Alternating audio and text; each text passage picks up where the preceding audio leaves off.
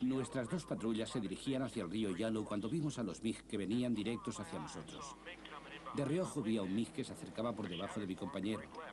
Le grité que mirase a la izquierda. Cuando lo hizo, el ruso quedó delante mío y le disparé una ráfaga.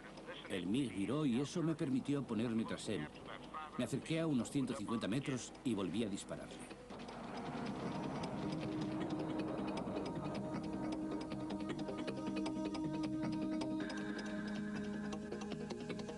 Aviones de combate.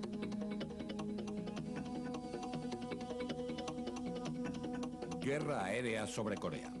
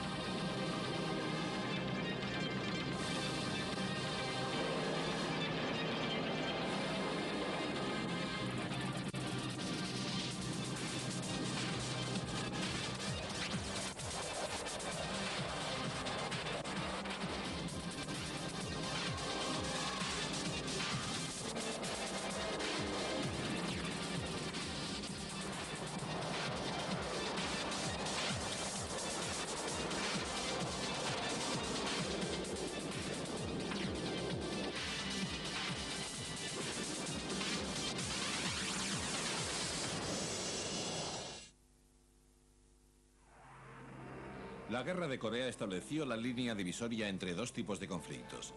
En solo 3 años, los reactores habían reemplazado en gran parte a los aviones con motores de émbolos de la Segunda Guerra Mundial. Las consideraciones geopolíticas dominaban los combates y existía la amenaza real de que aquel conflicto localizado creciese hasta engullir a todo el planeta en una guerra nuclear total. Tras la Segunda Guerra Mundial, las Naciones Unidas establecieron una frontera artificial, el paralelo 38, que separaba Corea del Norte y del Sur. Durante algunos meses de 1950 ocurrieron incidentes fronterizos intermitentes en esta demarcación.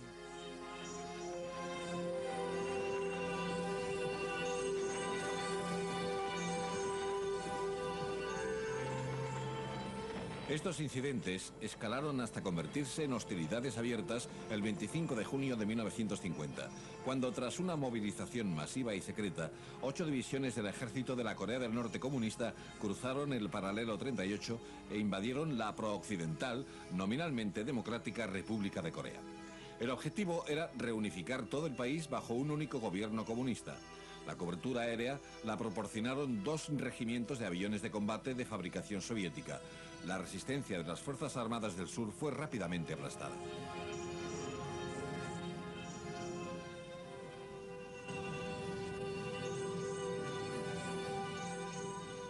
Los norcoreanos no contaron, sin embargo, con la inmediata decisión de las Naciones Unidas de repeler la agresión enviando todos los refuerzos occidentales posibles. Sorprendidos, los Estados Unidos enviaron rápidamente a los grupos de batalla de sus portaaviones hacia el mar de Japón.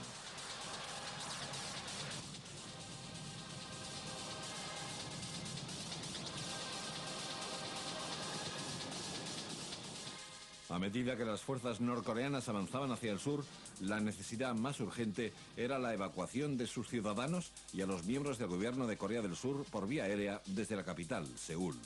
De ello se encargaron los transportes Douglas C-54 y C-47.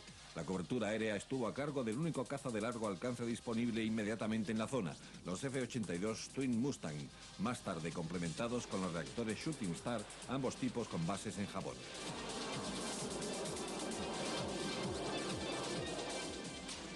Dos días después de la invasión, se apuntaron la primera presa al derribar 4 Ilyushin norcoreanos y 3 cazas Yak-9 que atacaban el aeropuerto de Seúl.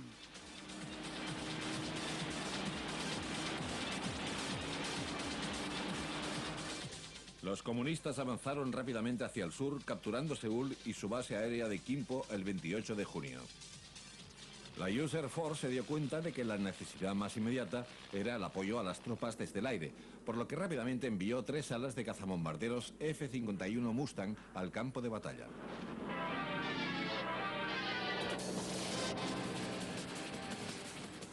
Al mismo tiempo se asignó a los F-80 Shooting Star la defensa contra los cazas Yak norcoreanos. Demasiado rápidos y no lo bastante maniobrables para el combate cercano, los pilotos descubrieron, sin embargo, que los Shooting Star eran excelentes para el ataque a superficie.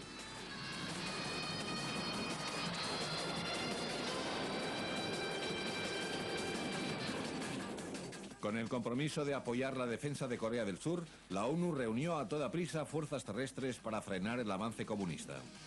16 naciones enviaron a sus soldados y 6 de ellas enviaron pilotos y aviones.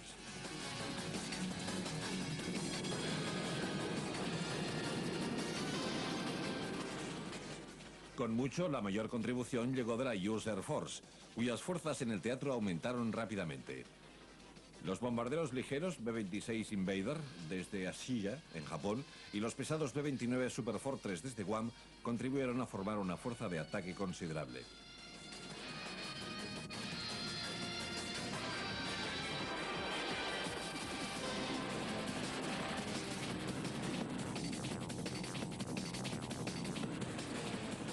El poder aeronaval también se expandió de forma similar, con aviones norteamericanos, británicos y australianos desplegados en la zona. Cada portaaviones de los Estados Unidos transportaba unos 80 aviones de 9 tipos. 3 de estos formaban la fuerza de combate principal, mientras que los demás realizaban misiones especiales como la caza nocturna o el reconocimiento fotográfico.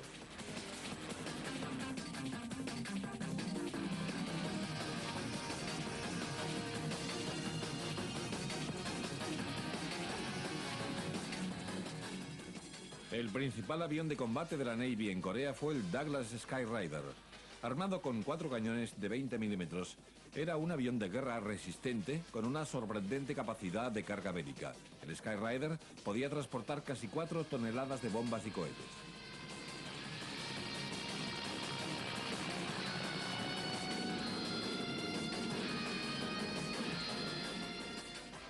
El caza principal fue el Grumman Panther, un reactor de alas rectas y armado con cañones que daba cobertura aérea a los aviones de ataque de los portaaviones. Los ataques más precisos los realizaba el veterano Vought Corsair, que tuvo un rendimiento sobresaliente durante la guerra tanto con la US Navy como con la Marine Corps, como avión de ataque a superficie y de apoyo a las tropas.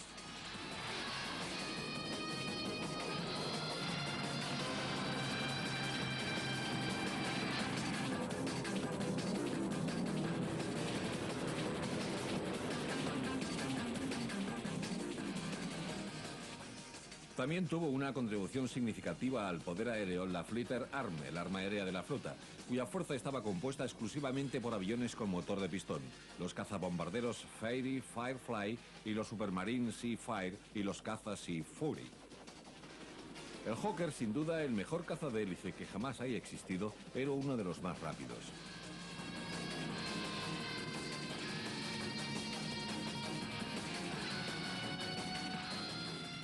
Los primeros ataques de este portaaviones se realizaron a primeros de julio contra bases aéreas norcoreanas. En agosto, la guerra se tranquilizó repentinamente cuando los bombarderos B-26 y B-29 de la US Air Force se encargaron de esta misión, atacando todas las bases aéreas enemigas conocidas en el norte. En octubre, 110 aviones, la mayor parte de la Fuerza Aérea de Corea del Norte, habían sido destruidos en tierra.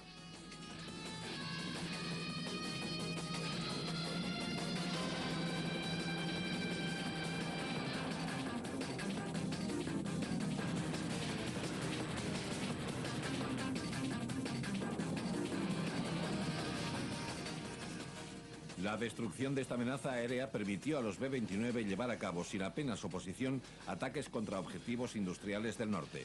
Pero se trataba de una victoria relativa, pues la situación de la ONU en la guerra terrestre empeoraba constantemente.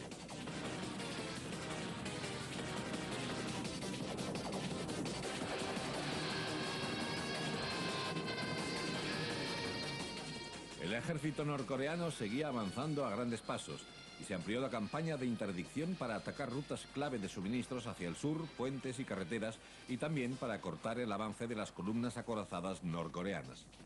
Pero a pesar de estos esfuerzos, parecía que las fuerzas terrestres de la ONU, todavía demasiado débiles para ofrecer una resistencia seria, serían obligadas pronto a abandonar la península de Corea.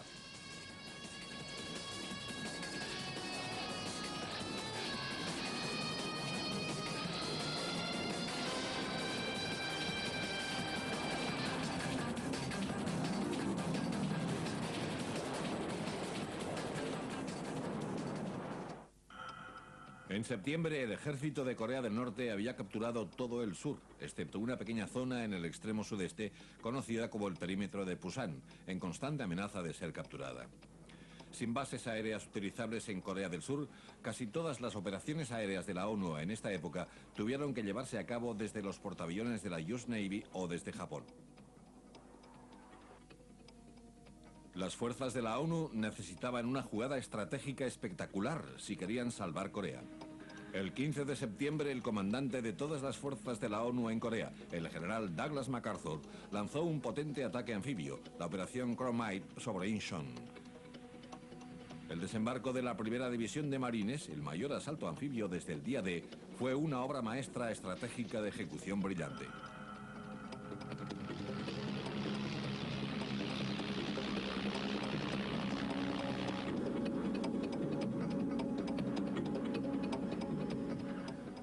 El apoyo aéreo lo proporcionaron los 6 portaaviones, cuyos aparatos atacaron las líneas de suministros, demasiado extendidas ya, del ejército de Corea del Norte.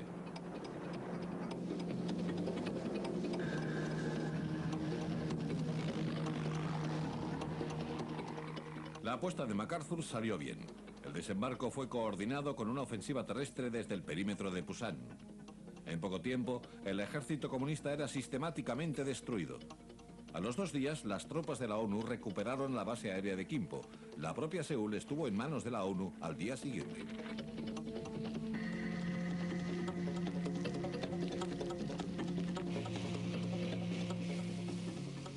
El ejército norcoreano se enfrentaba a una aplastante derrota y emprendió una amarga acción de retirada hasta el paralelo 38.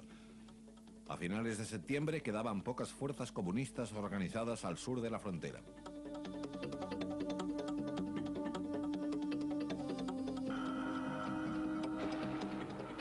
La superioridad aérea de la ONU había resultado decisiva para contener hasta entonces al ejército norcoreano, y este dominio de los cielos sería clave durante toda la guerra. La ONU intentó consolidar su posición y sus fuerzas se adentraron en Corea del Norte. La aviación táctica hostilizó sin piedad a las columnas norcoreanas en retirada.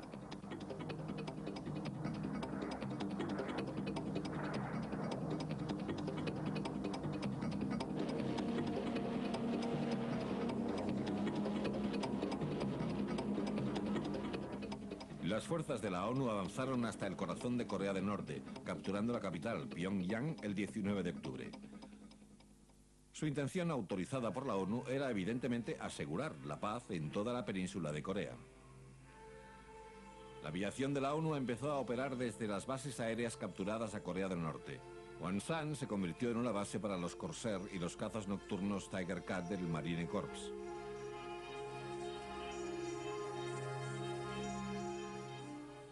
A fines de octubre, el grueso de las fuerzas de la ONU había llegado al río Yalu, el accidente natural del terreno que marcaba la frontera entre Corea del Norte y China.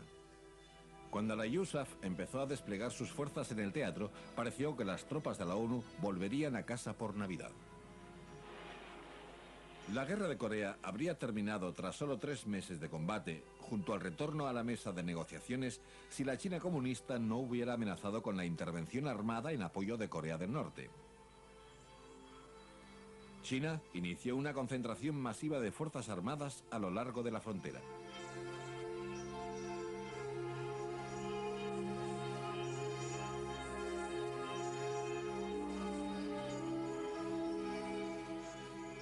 Fue entonces cuando el general MacArthur dejó clara su intención de una ocupación militar total de toda Corea del Norte, desafiando a la ONU, cuyo objetivo era la restauración de la división de ambos estados en el paralelo 38. Parecía que la prolongación de la guerra y el conflicto con China serían inevitables.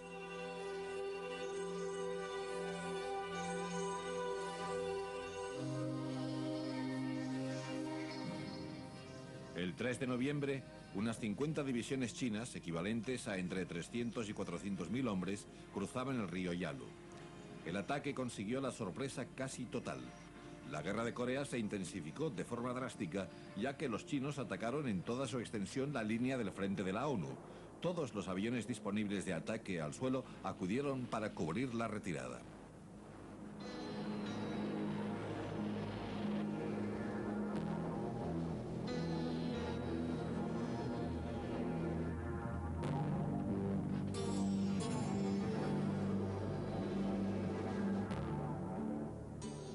el helado pantano de Chosin, la atrapada Primera División de Marines fue reabastecida desde el aire durante los pocos días en que los transportes pudieron volar.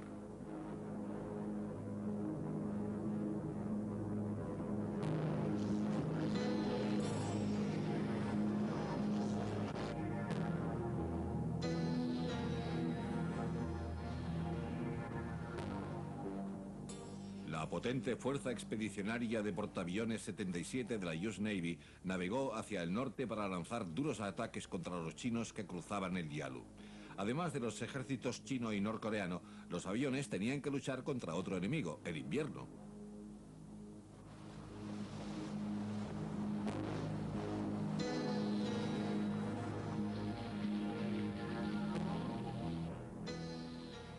Entre el 9 y el 21 de noviembre, los aviones de ataque de la US Navy realizaron más de 600 salidas contra los puentes del Yalu.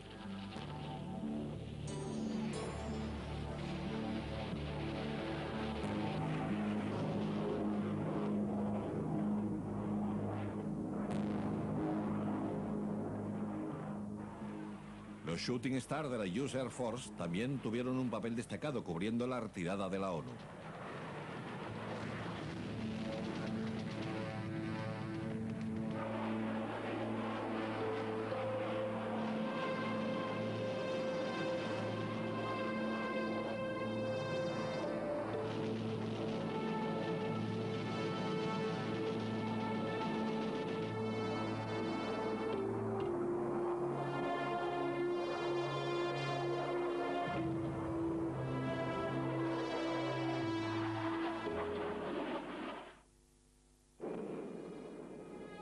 La intervención de China alteró drásticamente la balanza del poder aéreo con la aparición del más reciente caza reacción soviético con alas en flecha, el MiG-15. El primer combate entre reactores de la historia tuvo lugar el 8 de noviembre, cuando el teniente de la USAF, Russell Brown, abatió a un MiG-15 chino sobre el río Yalu con su F-80.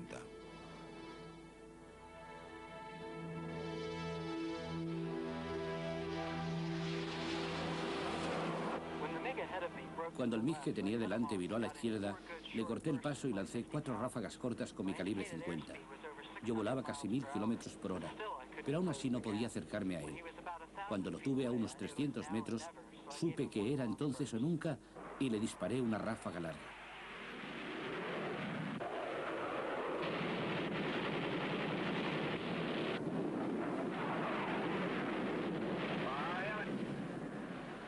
Al día siguiente, el teniente William Thomas Eyman, que pilotaba un caza Panther del portaaviones Valley Forge, derribó a un MiG chino a poca altura.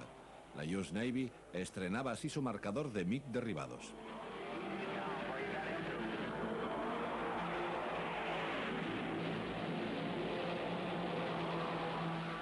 A finales de noviembre, 1/4 millón de soldados chinos combatían en Corea contra una cifra similar de hombres de los ejércitos de las Naciones Unidas.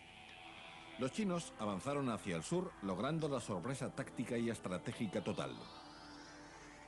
En pocos días, las tropas de la ONU se retiraban nuevamente de la península de Corea y se preparaban a toda prisa planes para su evacuación.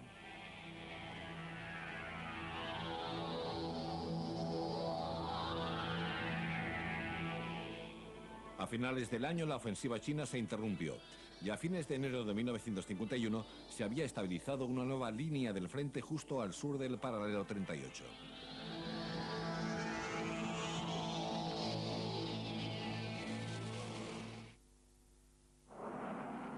Los MiG eran la mayor amenaza para la superioridad aérea de la ONU.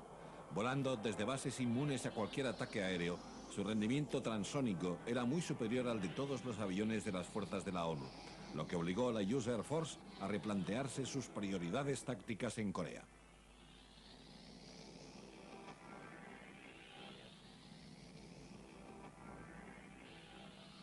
Por el momento, los Shooting Star y los Panther tendrían que encargarse de los MiG, pero era evidente que la ONU pronto perdería su dominio de los cielos sobre Corea.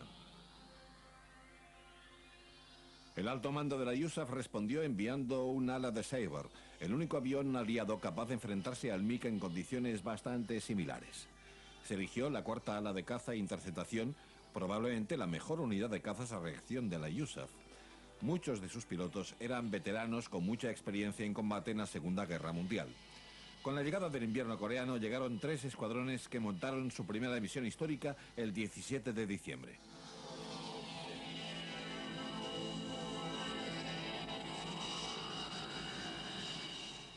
Cuatro Saibers se dirigieron al norte hacia el río Yalu. Desde una de las diversas bases de Manchuria, los MiG despegaron en alerta para salirles al paso. Dirigía la misión de la ONU el teniente coronel Bruce Hinton. Cuando nos acercábamos a la zona asignada, redujimos la velocidad aproximadamente a los F-80 con la esperanza de hacer salir a los MiG. No sabíamos si saldrían a luchar. De repente uno de los pilotos dio la alarma. ¡Ahí están! Vi un grupo de 4 cazas que volaban a gran velocidad y se cruzaban en nuestro camino a unos 1500 metros delante de nosotros. Elegí al MiG más cercano. Me acerqué hasta unos 400 metros y le disparé una ráfaga corta. Saltaron algunas piezas y la cola empezó a soltar humo. Estaba tan cerca que parecía que lo tuviera a 2 metros. El MiG era como un hermoso coche deportivo. Los remaches, la estructura, todo parecía de primera clase. A pesar de mis disparos, seguía volando, aunque perdía altura muy rápidamente. Yo pensaba, ¿por qué no explosiona? En un intento de acabar con él, le disparé una ráfaga muy larga. Entonces cayó en picado, envuelto en llamas hasta el suelo.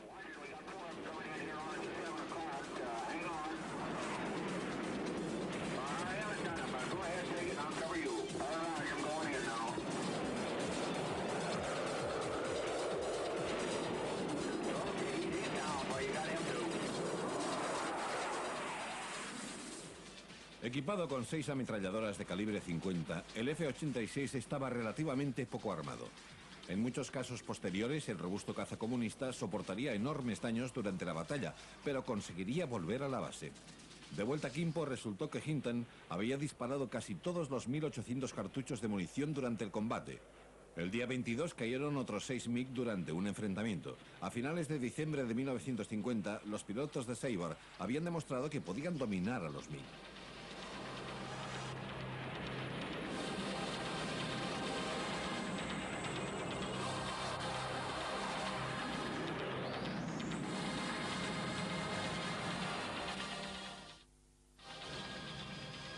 Sobre la misma época que el Sabre llegó a Corea, le acompañó otro nuevo modelo, el cazabombardero F-84 Thunderjet. El mando aéreo estratégico envió los F-84 de su 27ª ala de escolta de caza que llegó a Corea en diciembre de 1950. Como en la 4ª ala de caza, equipada con Sabre, más de la mitad de los pilotos de Thunderjet de la 27ª eran veteranos con mucha experiencia en la Segunda Guerra Mundial.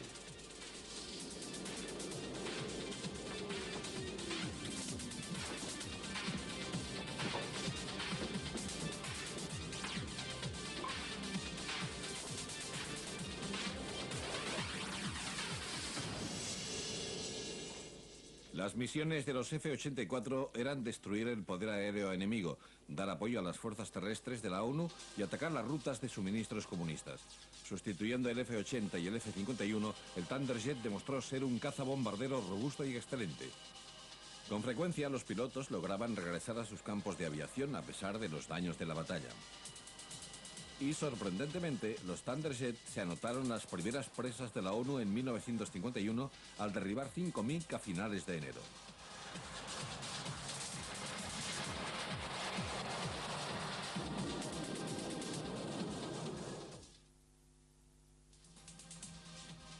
El avance comunista obligó a los Sabre a desplazarse a bases más al sur, lo que dificultaba la cobertura aérea.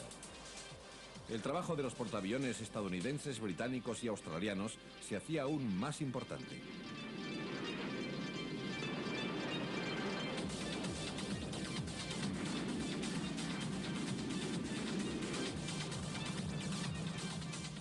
La mayor contribución provino de la Fuerza Expedicionaria 77 de la US Navy, que contaba con 4 portaaviones estacionados alrededor de la península de Corea, cubriendo tanto el este como el oeste. De forma periódica, 2 portaaviones se alternaban para reabastecerse o ir a puerto a Japón. Los portaaviones activos lanzaban ataques aéreos diurnos con 100 salidas por día y buque.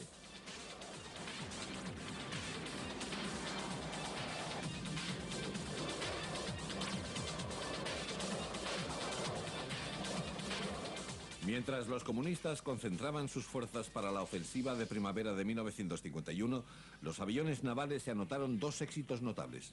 En abril, los Corsairs del Marine Corps derribaron 4 Yak comunistas. En mayo, Skyrider armados con torpedos atacaron con éxito la presa de Hwachong.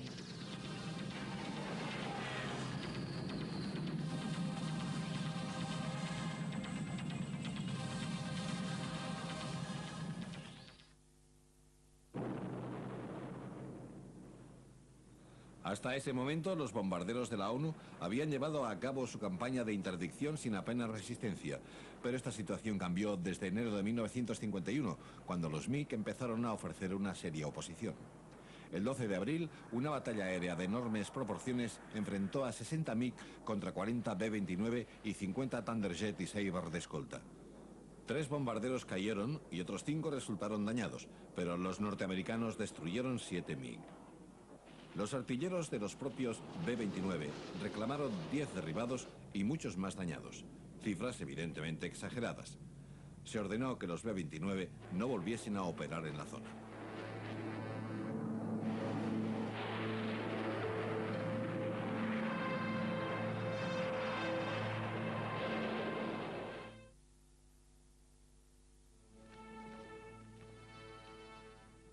La ofensiva comunista de primavera finalmente no logró invadir Corea del Sur. Sin embargo, conllevó una situación de tablas en tierra y obligó a Estados Unidos a abandonar su idea original de unificar el país.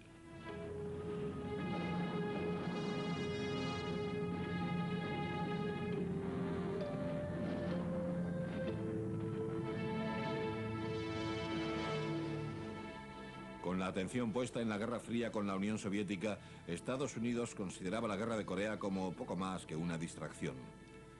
El temor real seguía siendo la escalada hacia una guerra nuclear total con los comunistas. Mientras algunos países intentan reducir sus efectivos militares, otros países... Mientras ambos bandos intentaban exprimir al máximo la propaganda de su situación militar, las conferencias de paz intentaban afianzar una tregua que empezó en Kaesong en julio. El duro MacArthur fue sustituido por el general Matthew Ridgway, algo más conciliador, con la intención declarada de mantener a Estados Unidos en paz con la Unión Soviética y China, repeler la agresión y restaurar la paz.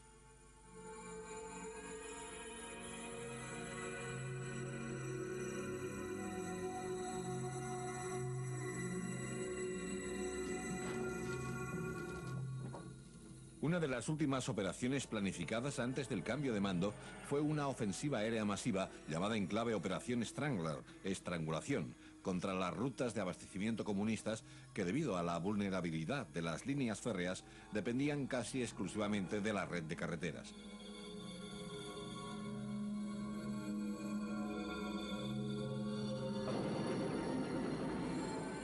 La ONU utilizó todos los aviones de ataque disponibles, desde bombarderos y cazabombarderos de la US Air Force hasta aviones de la US Navy, el arma aérea de la flota y las fuerzas aéreas de Australia y Sudáfrica.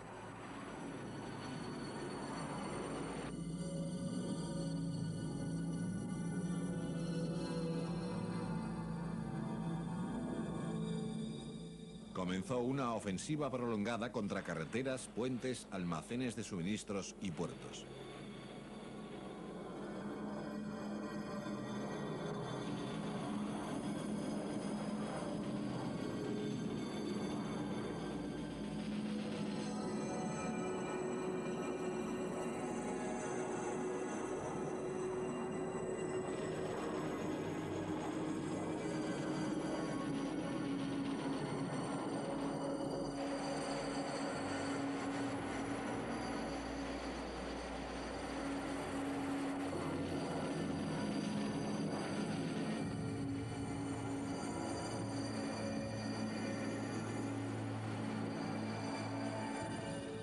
Los helicópteros, un invento reciente, dejaron su huella en Corea como transportes de asalto y de evacuación de heridos.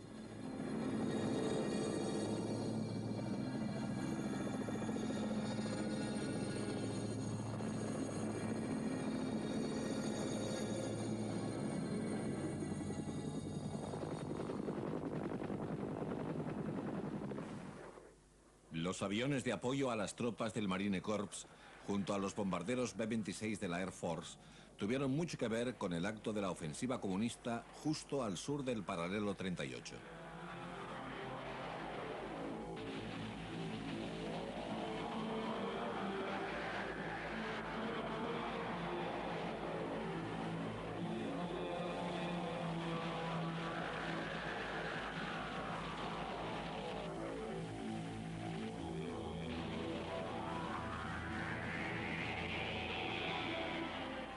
A pesar de los intensos ataques, la operación Estrangulación no logró finalmente su objetivo de paralizar el movimiento de suministros de los comunistas, que pudieron reparar los daños utilizando a grandes números de campesinos obligados.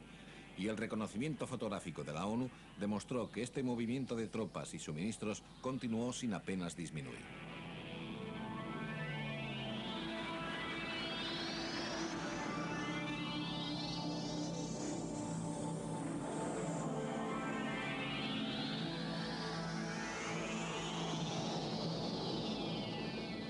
Los bombardeos sobre ciudades y puertos norcoreanos se encontraron con un intenso fuego terrestre y los ataques de los B-29 estaban muy limitados al haberse ordenado a los pilotos que no sobrevolaran el territorio vecino de China.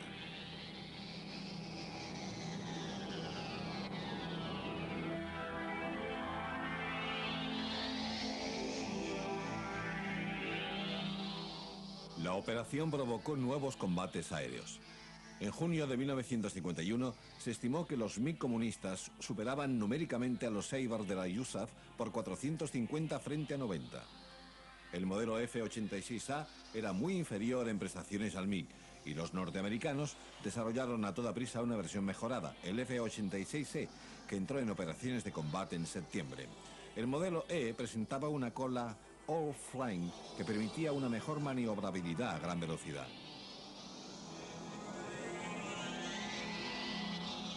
Se activó un segundo regimiento de cazas comunista equipado con el mejorado MiG-15 bis. Se sabía también que asesores soviéticos pilotaron los MiG en misiones de combate en Corea. En el más absoluto secreto, la Unión Soviética en realidad alternaba pilotos de sus unidades de cazas y también algunos de países del Pacto de Varsovia para que obtuvieran experiencia en combate. También se utilizaron con gran eficacia nuevas tácticas para frenar la campaña de interdicción de la ONU. Enormes formaciones de MiG peinaban el cielo de Corea a gran altitud, intentando alcanzar a los cazabombarderos de la ONU de regreso a sus bases.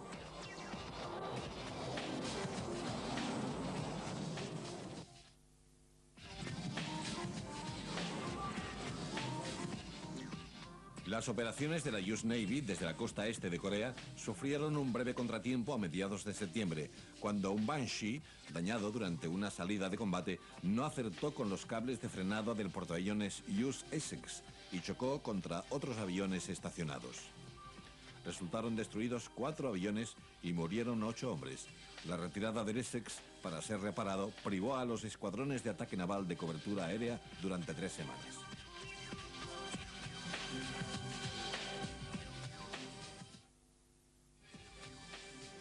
Preocupada por la amenaza de los MiG, la US Air Force empezó a descartar los aviones más viejos o a limitarlos estrictamente a operaciones de menor riesgo, desde principios de 1952. Los F-80C fueron sustituidos por una segunda ala de F-84E.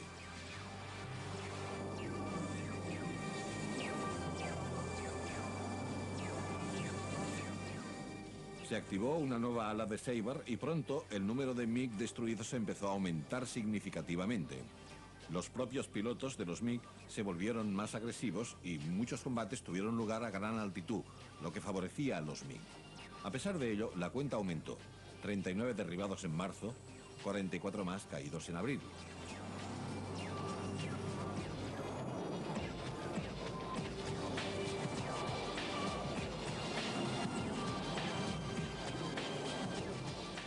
Uno de los derribos más celebrados tuvo lugar en agosto de 1952, cuando el teniente Peter Carmichael se anotó la única victoria aérea del arma aérea de la flota en la Guerra de Corea. Su patrulla de 4 Seafarer fue atacada por 8 MiG que intentaron el cuerpo a cuerpo contra los cazas de hélices más maniobrables. Perdieron. Carmichael derribó a 1 y 2 más fueron dañados por sus compañeros.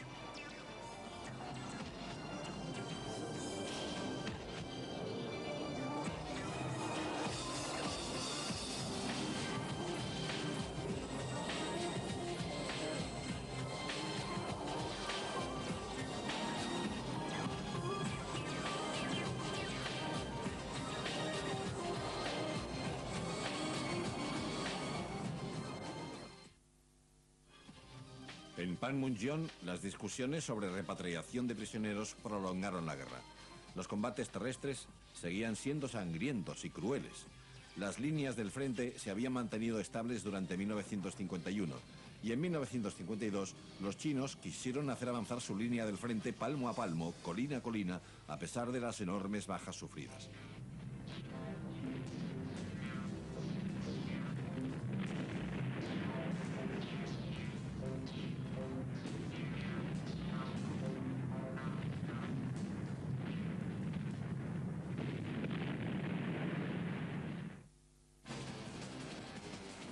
La información de combate procedente de Corea llevó a un modelo aún más avanzado del Sabre, el F-86F, que se unió a la 51 ala a principios de 1953. Por fin el Sabre era superior en casi todos los aspectos al MiG-15 bis. En primavera ya había 4 alas de F-86F en Corea, y durante los últimos 6 meses de la guerra, estos cazas dominaron totalmente los cielos, reclamando el derribo de 308 aviones enemigos. Solo en junio reclamaron 77 MiG, sin ninguna baja entre los Sabre en combate aéreo.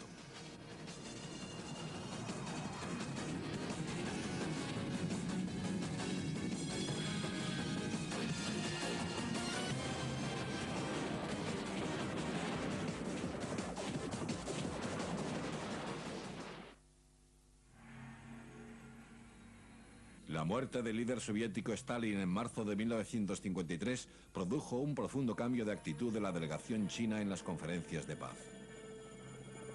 En julio, los negociadores comunistas cedieron en la cuestión de la repatriación de prisioneros.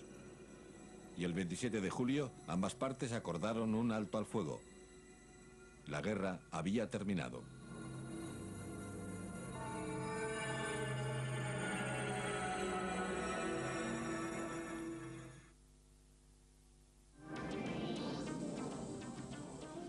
La guerra de Corea dio lecciones importantes para futuros conflictos y moldeó una nueva doctrina de combate post-Segunda Guerra Mundial, tanto en tierra como en el aire. El poder aéreo de la ONU había resultado decisivo para contener a las fuerzas comunistas en tierra y destruirlas en el aire.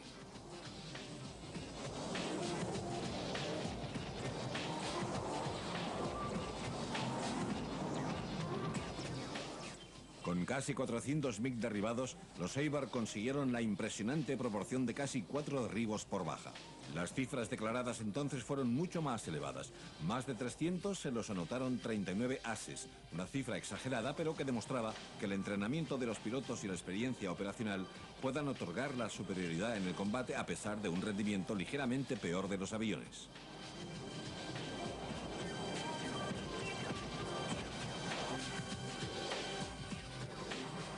A largo plazo, la guerra de Corea significó el estímulo para que la US Air Force y la VVS acelerasen el desarrollo de aviones militares. La naturaleza efímera de estos combates entre reactores únicamente demostraba de manera gráfica que la era de las ametralladoras como único armamento había terminado. Estaba a punto de amanecer la era de los misiles.